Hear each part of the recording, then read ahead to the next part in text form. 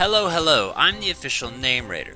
My job is to look over the first page of Google, rate the nicknames provided by the internet, and then give my personal suggestions at the end. Today we're going over the Nidoran female Nidoqueen line, and yet again it wants to tell me everything right before I even click it, so let's get it over with. Okay, so let's go firstly to Venusaurus. Biggest problem, that's just Venusaur with an extra syllable. Next to that, it's a rabbit. It's not a dinosaur. And I'll be honest, for a while, I didn't know what it was either until someone pointed out that the Nidoking, Nidoqueen line are rabbits, and I was like, oh, that makes a lot of sense. So let's kick that one in the butt. Sahara is okay, but I think it would be better for something like maybe Cacturn, or any Pokemon that's actually relevant to the desert opposed to just Nidoqueen. You could also use it as a generic ground type if you want to, but I think there's better choices. And then Toxaqueen is just bad.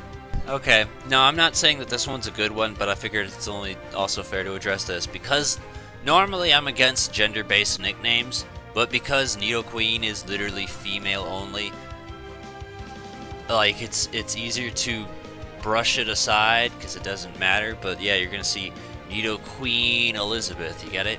I don't think it's a good nickname. Yeah, there you go. Big Mama will always be a bad nickname. It doesn't matter what you apply it to. Yes, I'm going to say this every single time someone suggests it. Duchess isn't half bad. It's not good, but like, at least Duchess is a pleasant sounding name in general. And I know a guy whose cat was named Duchess, so it's like it's fitting as a name.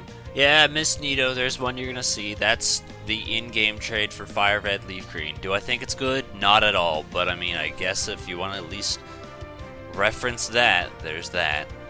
Okay, it's only fair I point this out. I planned on saving this to the end, and I'm going to address this in the Nidoking episode as well.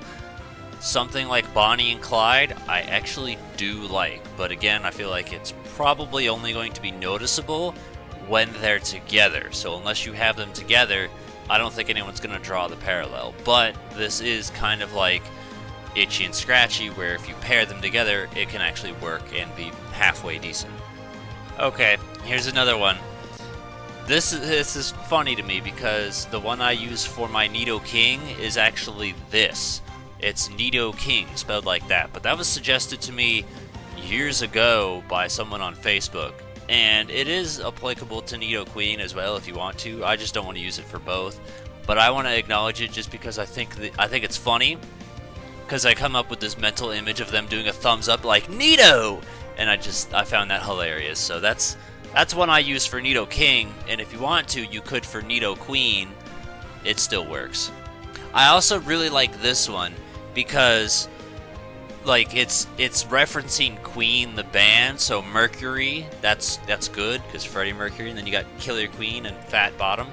And that's kind of a thing that got me thinking. I was like, if you could find a way to base it off of the band Queen, be it a song that would actually be pretty distinguished and sound good, what would it be? Most people's first choice is going to be Bohemian Rhapsody, but you know, that's not going to fit. So this is a thing that I'm intrigued in. I'm also a fan of naming them after bands, so there's that, but I think Mercury's a pretty good one. I think it's the best out of the three.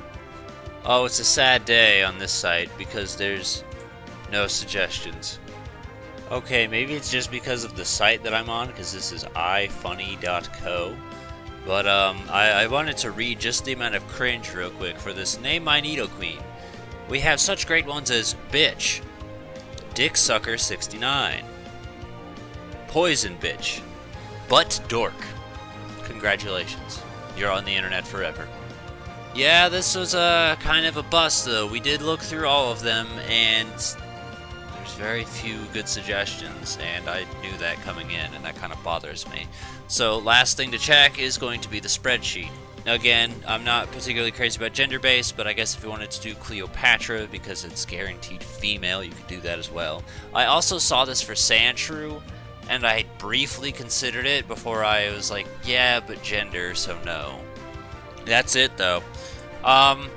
The one I'm the most fascinated with, and it's honestly just on my own laziness for just not looking up, like, the Queen discography and looking through all of their songs, is just trying to find that one Queen song that would be so perfect to fit Nidoqueen, because that's the one I'm the most in love with. So for that regard, Mercury is my favorite. Now going on, because we saw one of the two, you could also do this, and there's plenty of examples you could do.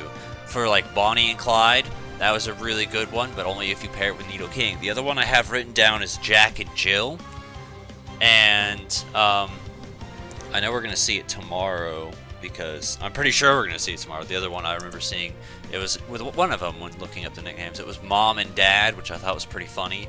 I also saw Romeo and Juliet, so like you can take that and apply that to a lot of different things and they can work, but only if they work together. And then Nidoqueen, that one's okay. It's not for me just because my Nidoking is, and I feel like it'd be kind of crappy to have them both be the exact same. So that's just my personal opinion, but in other words, that's it. There's not much, and I'm kind of disappointed because I feel like there should be a lot of good things. You've only had 20 years to find a halfway decent nickname.